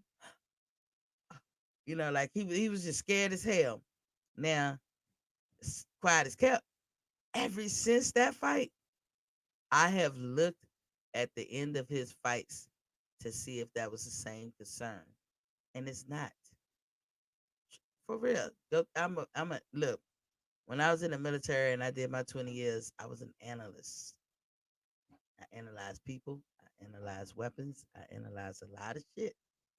And I'm telling you, from my expert opinion, which may mean nothing to some people, I'm telling you, his body language and what he did, he was hoping that he didn't kill that man. I just wanted to win the fight. Did I kill him? He was nervous.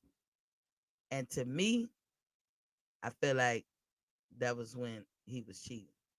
Now, I can't remember if the Kirkland fight, wasn't that before Floyd fight? But see, when he fought Floyd, he couldn't do none of that shit. It don't matter if it was before Floyd or after Floyd. When he fought Floyd, he couldn't do that. But I'm going to tell you right then, he was on some shit. He was on some shit. Go back and check that out. But I'm going to move on.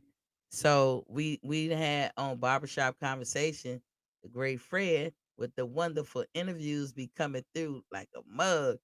He had Mr. Gary Russell Jr. on there. I'm a big fan of Gary Russell. And y'all see Batman come through from time to time, his brother. So we was all saying and was happy that Gary decided, he said, I'll be your Huckleberry. I would definitely be your Huckleberry. We like a month out from the fight. And this is short notice if there ever was one. And Gary was like, I'll do it. Shit, fuck it. I'm ready. I'll do it. But the chances or possibility of him getting the nod, we knew was kind of slim to none. But Gary put it out there. I'll do it.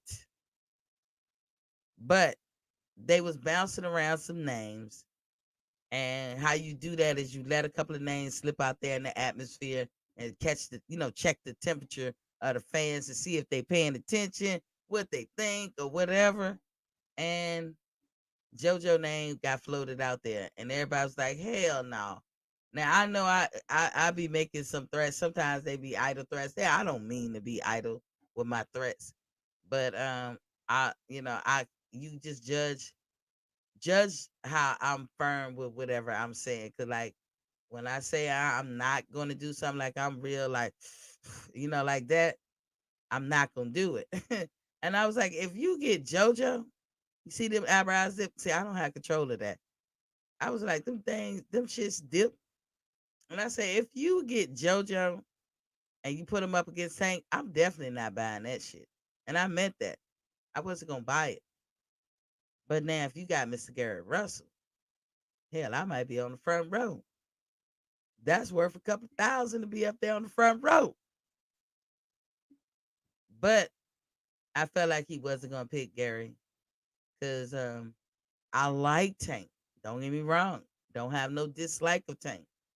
But I do think Gary could beat him. I just think Gary is a complete fighter. Probably better than Terrence, in my opinion. As far as skills and how he move and this, that, and the other. He's a complete fighter. I rarely see any kinks in his armor. I swear to God. I try to slow tapes down and watch him. I rarely see any kinks in his armor. That's how I feel about Gary Russell Jr. And I was like, he probably could beat Tank. Now, the question will always be, can these people handle Tank's power? But as I said, here lately, Tank is more strategic in his approach of fighting his fights. He used to be a young fella who get in there and just mix it up and be throwing hands left, right, coming from everywhere, just piecing motherfuckers up. Tank takes his time now. He strategizes. He try to get you in the most optimum position where he can deliver the most optimum punch. Namely, one is his uppercut. And Tank will take some hits to get to that. As you seen in Leo fight, he get bruised up a little bit. And Barrios fight, he get bruised up a little bit. Back in the day, Tank Harley got bruised up. He was more offensive. But you see that he's thinking defensively now. And I actually said when he was going to fight Rolly, I was like, that ain't a person you want to do that. Rolly is bigger and he hits hard. So you can take a couple of his punches. You might not get back up from it.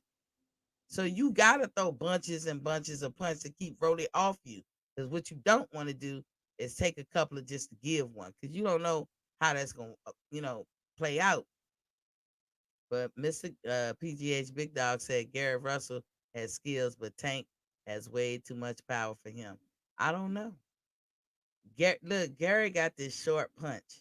And when he delivers it, like when he right there, he don't have to bring that bitch from Mississippi. But he has this short, like, but I recognize it because I used to take, I'm not an expert, but I'm saying I used to take karate when I was a kid. And they practice on trying to deliver the most powerful shot you can from a shorter distance. Who else taught that? Who else put that out in the atmosphere? Bruce Lee, remember? You don't, because people think you got to bring it from Mississippi, pow, to have the most effective result. But you don't. You can be short, close range.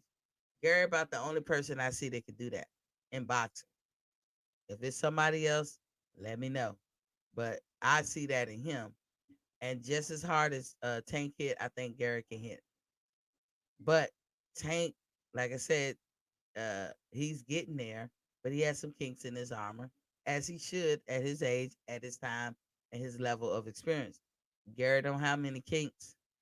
The only thing you got to worry about Gary has he aged out, but Gary's only 33, so I wouldn't say he aged out. He stayed in shape. He's never been a person that had to go up and down weight and everything. But Gary put it out there on Front Street. I'll be your Huckleberry, hoping, and you could tell he was like trying to be chill with it because normally Gary would have a lot to say, but he was like, "Yeah, I'll do it." You know what I'm saying? And they floated JoJo, and everybody's like, hell to the no. Why you fucking with Devin shit? Hell no. If you gonna put somebody in there, why don't you put Devin, who else? Loma, Gary, these are people you could put out there. And of note, Haney and Reed just volunteered for the job. They volunteered for the assignment, and we got to hear from them. So next time y'all out and about, put the microphone in their face and ask them, why didn't you get picked up for that assignment? Because they volunteered, but they picked somebody that we could be like, okay. Now I've been bigging this guy up for good reason for the last couple of months, and everybody like, what is Miss T talking about? Who is this guy, Isaac Cruz?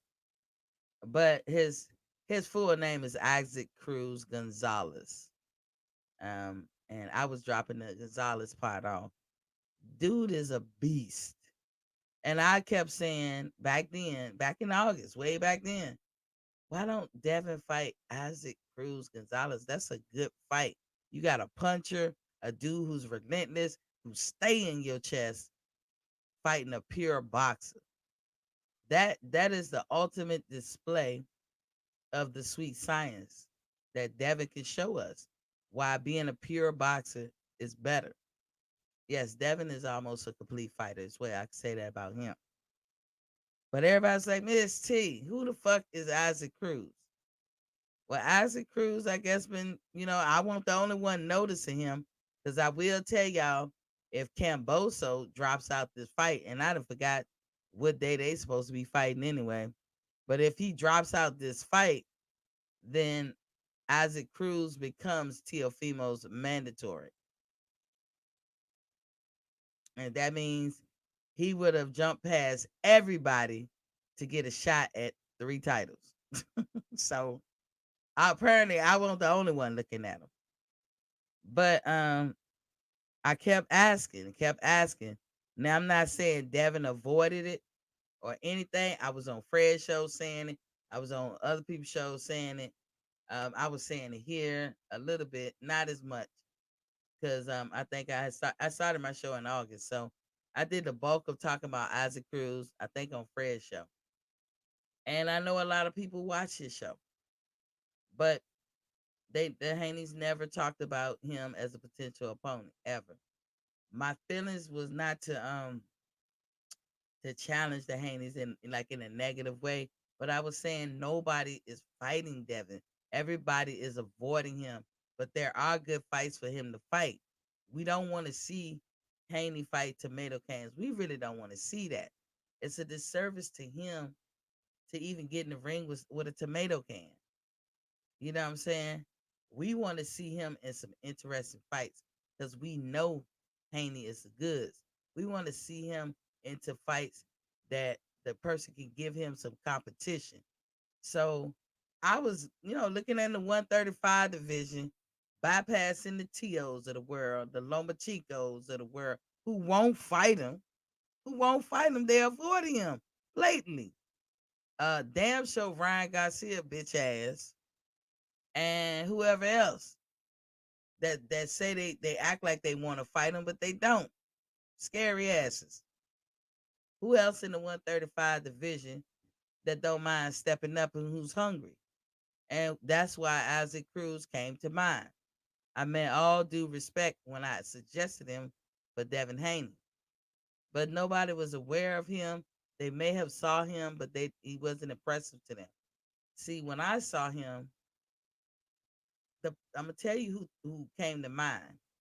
Motherfucking, I thought of Earl Spence. Yes, this guy is 135. He ain't on Earl's level, but I thought of Earl Spence.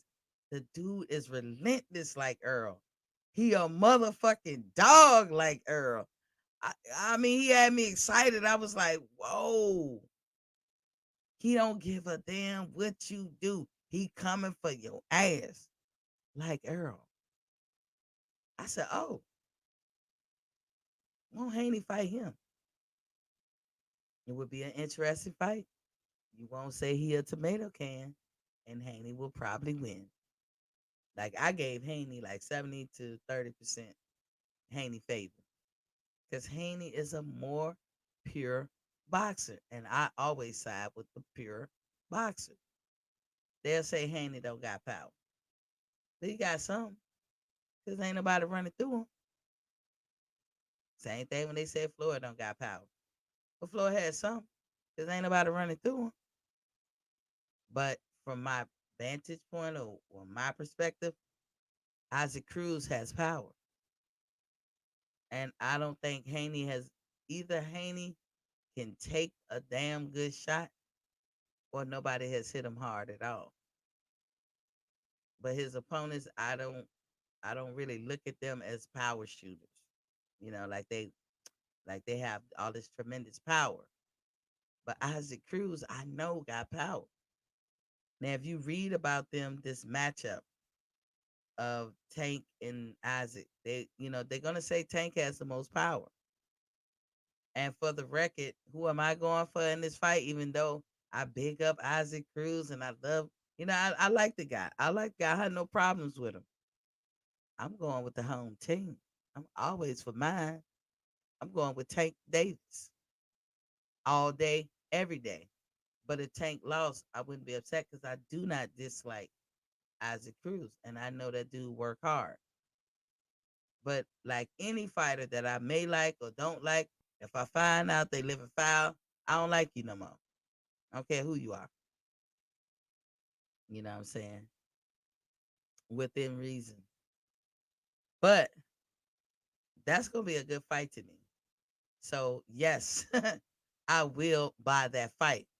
Did I want Haney to get the fight? Because out of all three that volunteered, talking about Haney, Regis, and Mr. Gary Russell, the one who deserved it was Haney. He the one who got shortchanged in the big scheme of things. He is in that division. He deserved that fight. He got shortchanged. Period. But out of all three of them, shit, I would have looked at, I would have damn sure looked at that fight between Gary and Tank. I would have had Gary, and they both, they both on the home team. You know what I'm saying? But I would have had Gary out of Regis and Tank. I would have said 50-50. Why? Because Regis has to come down. Out of Haney and Tank, I don't know. I would have just been enjoying the show. I wouldn't want to pick because I love both of those guys. I like them both. I would have just enjoyed the show. Because what I will say is Tank can box. He can box. I'm not saying that about Cruz, but I will say Cruz is relentless and he lets his hands go and it's bad intentions. This dude be throwing with bad intentions from round 1 to round 12. Somebody tried to take him in deep waters and get him tied. He was, he was a little frustrated, but he couldn't get the dude tied. So obviously, Isaac Cruz do the road work because he wasn't tiring and out. Y'all, this is gonna be a good fight. Y'all should watch this one. But what we got on the agenda coming up next will be the Caleb Plant and Canelo bitch ass. So if Rolly is officially out, I won't talk about his situation too much because I don't know. I wasn't there. I feel about that like I would feel about anybody who live foul and do some violating shit, is that they need to be held accountable. That's a touchy subject because depending on what actually happened, um, you know, it's neither here or there. We were not there, and they're gonna have their due process. Now, I would tell you just in general, and this go for people, period. If you knock people off their square and cost them money over some bullshit, you should be able to get sued. Period. I mean that for men. I mean that for women. Period. It happens. It happens all the time. Like what I'm thinking about, a good example is the Democrats have a habit of holding people accountable in office. And y'all, some of y'all might be like bullshit a lot of, but they do. Nancy Pelosi will usher your ass out quicker than shit if you live and foul. She don't give a fuck if that puts her at a disadvantage. That's why I like Democrats. That's why I'm a loyal Democrat. Okay, how nobody feel about it. I'm not telling nobody who to be and how to be. I'm telling you what I am, and nobody gonna change my mind. But she will put her foot up in your ass, even if it costs her. Cause right is right and wrong is wrong. So that dude Al Franklin or something, I think he was from Minnesota. He was a senator, and he was, y'all don't remember, he was a comedian in his early life, and he did shows and movies and shit like that. But in his later life, he wanted to be more serious and became a senator. And matter of fact, his first like 8 years, he didn't fuck around. He didn't joke. He didn't kiki ha. He didn't give interviews. He wanted to earn the respect of being taking the job seriously. So he wanted to make sure that nobody could like get him back in his previous life. Like how he was, like I said, previous life, like he had two lives. But how he was when he was younger as a comedian, he was like, no, I'm serious. This is serious. I'm not playing. I'm working for the people.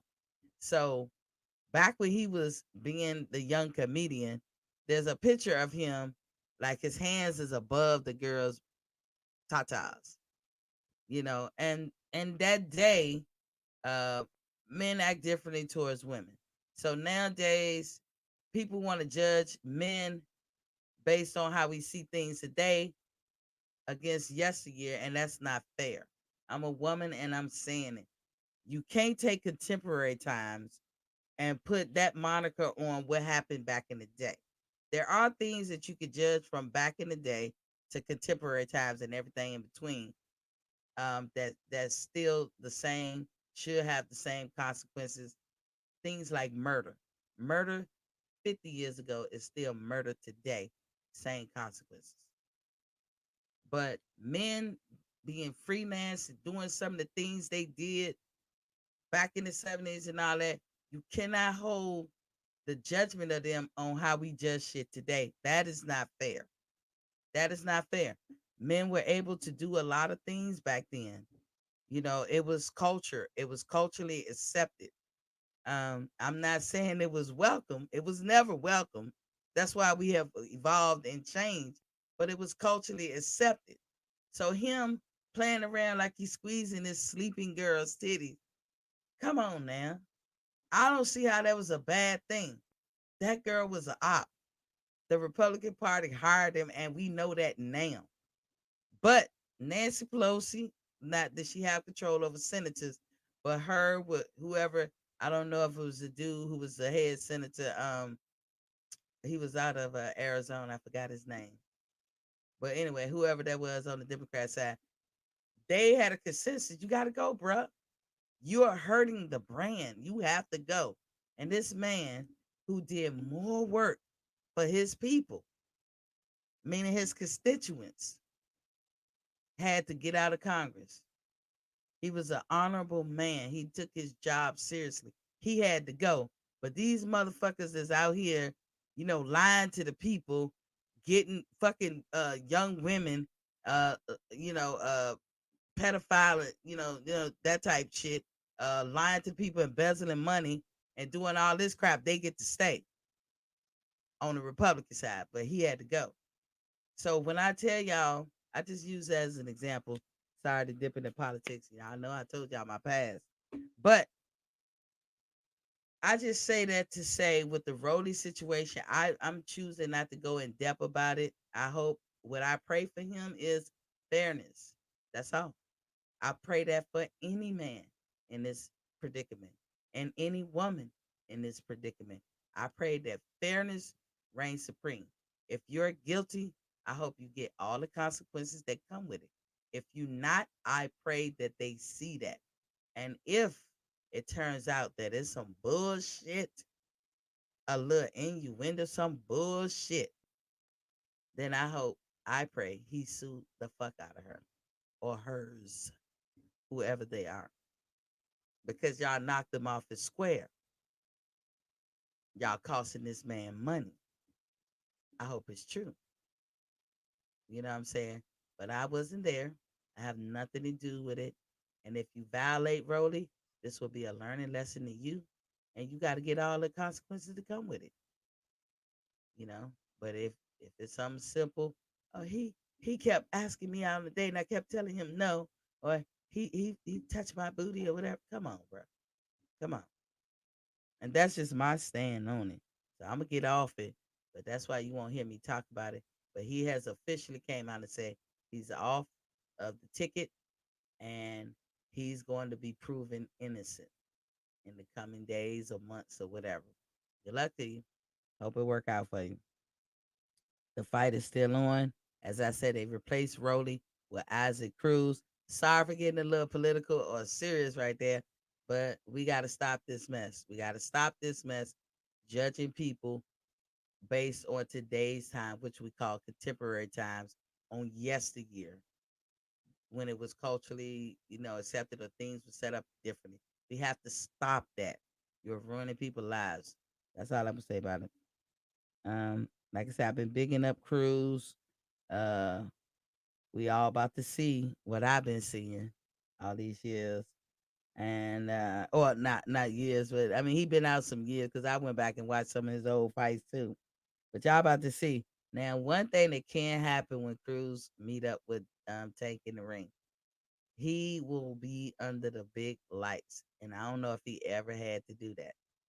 He has been on people's undercards, but as Floyd used to say, wait till you get under them lights. We're gonna see. And some people fall. Some people can't handle it. We're gonna see if it matters to him, if he's able to zone in on Tank and what he's doing and not worry about all the peripheral around him. We'll see. If he's able to do that and be himself and zone in, y'all gonna be like, wow. If he's not, and I've watched him enough to be able to tell, so I'm gonna come back and report and be like, well, I think he fell down or not. I got Tank winning though, not just Not just being a little biased. I am being a little biased. It's the home team. I'm going for my man. Tank all day. DMV all day. Um, but and I think Isaac Cruz is from Mexico, so I'm going for the American all day. That's what I do. Caleb Plant, I'm going for you because you the American, and I cannot stand Canelo. You more real, So it's a method to my madness. But if he falls under the lights, that's possible. Then y'all be like, "Ah, Miss T, you was talking about this dude. He won't nothing." I'm telling you, the dude is the goods. It's a great matchup. I feel others may not feel the same, but I feel it's a great matchup. But if it was gonna be JoJo or somebody else, But like if Isaac can hold strong under them lights, he gonna give Tank a run for his money, and that's what I see.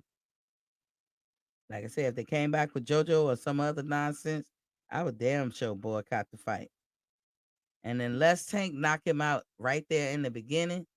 Oh, this is gonna be a good fight. If Tank drag him along and be real strategic, this gonna be a good fight. Make no mistakes about it. I'm not here sitting saying that Isaac Cruz is a tremendous boxer. I'm not saying that because he didn't have to be. He's relentless and he lets his hands go, and every punch he throwing with some meaning. So if he's a good boxer or not, I'm not giving him that hat. Tank is a good boxer. Tank can box, and Tank do got crack. So, who is who can take who? We back to square one, like I was saying about Rolly. Rolly can hit hard. Can Tank take a hit like on that level? You know. So I give it a being fair, I would give it a 50-50, but I'm an edge Tank out. And I'm going for Tank because he's the American and he's the home team. You know what I'm saying? Haney and Regis did reach out. They were ignored. How they were ignored, you would have to ask them to explain. So, again, when y'all stick a mic in front of these guys' face, ask them what really transpired. Did you hear anything back?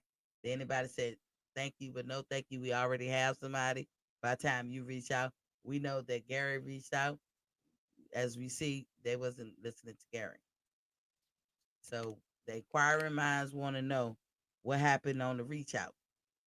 So, in the end of the day, that's what's good. That's what's good. Tomorrow is Thursday. No, tomorrow Wednesday. I'm sorry, I'm jumping ahead. Damn, I'm ready for this weekend to get here. But tomorrow is Wednesday, and I don't know if anybody know when the press conference is. The final press conference, is it Wednesday or is it Thursday between Caleb and Canelo? Y'all shout it out in the chat. I don't know when the final press conference is, but I would love to know because I'm gonna be like watching every second of it like it's a soap opera. I got to see it because the insult has been reissued. It's back on the table. The insult is reissued and it's emphasized. And he's daring like he really wants to get under his skin. And he's daring him. Look, this time, motherfucker. This time, MF, I'm not gonna have my shades on. What you gonna do about it? What you gonna do about it, bro? That's Caleb. My impression of Caleb, right? What you gonna do about it? Yeah, I smacked your ass. What you gonna do about it? Yeah, I call you an MF. What you gonna do about it? You gonna lie again? I hope he got a better comeback. But when Canelo's try to put it off on, you're saying something about my mother, and then his mother gonna chime in and help her baby. Hey, I can't get mad. All mothers do that, but it's in bad taste that Canelo let her do. You can have control over that. It don't matter how old you get as a mother. You still, when you look at your child, you just look at them like they were when they came out of you. So I understand his mother's perspective. I don't agree with it, but I understand it. And I just feel like Canelo had more control over that situation because he could have like told his mama, nah, man, don't say nothing, boxing or whatever. I'm all right. I know he won't talk about you. Be honest. You can tell this nigga don't got no honor. You call Andrade a MF in front of his daddy. That means that's his daddy's wife, right? That's his mama. That's his daddy's wife. And she can be a MF, but your mama can't. If you truly believe that that's what it means, and he truly do not believe that that's what it means. He know he don't believe that that's what it means. But he wanted to save face for why he was so upset. He was so upset that Caleb called him out for the cheater that he is. That Caleb did not address him or treat him like the Charlos would have. They would have been real respectful to him and real like like their demeanor would have been calm. Cause Canelo let the media tell it, the old media tell it, he the face of boxing. You ain't ask us. He not the face of boxing to us. But the Charlos accept that lock, stock, and barrel. So if they were sitting on the other side, they were like, no, Canelo, he's a good champion. He's proven himself in the ring. They would never bring that shit up. But Caleb like, wait a minute, hold. Your whole camp living fire. Not only is you a bitch, but he a fat ass bitch. Talk about Canelo's training. That's a man with integrity. He calling them all out. And that's truly what was behind Canelo's anger. I don't know if Canelo can fight when he's angry like that. Is he one of those fighters who falls short because he let his emotions get to him? Because they'll tell you in anything like that, and really in any competition, to not let your emotions get the best of you. But is Canelo one of them people that can handle his emotions? As I always say, he good from the waist up. And even then, he ain't that great. I guarantee you, Caleb, you gonna see Canelo when he does that thing like this. Shit, the shortest distance between for a straight line is straight. What is it? Shortest distance between 2 points is a straight line. All Canelo got to do is come straight down the middle hard while he's all like this. That's what Canelo does. He has no good feet movement. He has no good leg placement. His legs are for shit. If you a punching bag in front of him, he gonna look good. He got the complexion for the protection. He thinks he's white. A lot of Mexicans be running around here doing that. I would like to start seeing some Mexicans call these motherfuckers out, because black people is notorious for calling out fugazi ass black people. We notorious for that. We see a black person that think or act like they white. Oh, we own them. Can I get an amen? Because y'all know that's how it is. We own them. We'll call them out quick. But Mexicans don't do that. They're about the only group.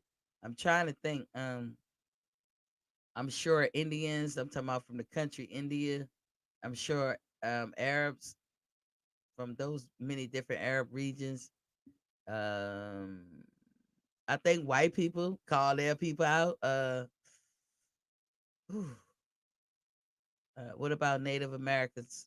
I think they would call their people out. Maybe even, I don't know. I don't know about Cubans and other Latino countries, but Mexicans, they stand out to me. I'm not picking on the whole race. I'm just telling y'all what I see. When y'all have people, and maybe y'all do it behind closed doors, I don't know. But y'all have a lot of people that walk around wanting this so-called white privilege, and y'all think y'all are the ultimate white man. And low key, you think you better than the white man, but you don't really try to show that as much. You flex that shit on everybody else, but white man, you walk a little, a little slower with that. And I don't know what the fuck that is, because I'm not Mexican. But any Mexican can clue me in. Like they do, they be thinking that they white. And Canelo is the ultimate person that exemplifies that. But you are standing before a real white man. And we're gonna see which white skin benefits the most. But since the Latinos are in control of the sanctioning bodies and they got a lot more clout and power within in these boxing streets right now, we don't know how it's gonna turn out. So Caleb, if you get the short end of the stick for some fugazi shit, I'm sorry, but I'm Caleb Plant all day. I'm what you would call a new fan of his. He's fighting the right person and make me jump on his bandwagon. That's Caleb Plant bandwagon. But okay, so that's about it. That's all I got today. And I enjoy myself, Thank y'all for looking and chiming in. If in the chat, thank my Facebookers for looking and all that stuff. We're gonna be on the lookout. We on the lookout for the final press conference. Hey, get your popcorn, treat it like a soap opera because I am here for it. I want to see it. So when you know better, you do better, right? Isn't that what I always say? When you know better, you do better. So peace out to y'all. I'll see y'all tomorrow. Thanks for everybody who joined in yesterday too. That was a great show. And we'll see y'all tomorrow.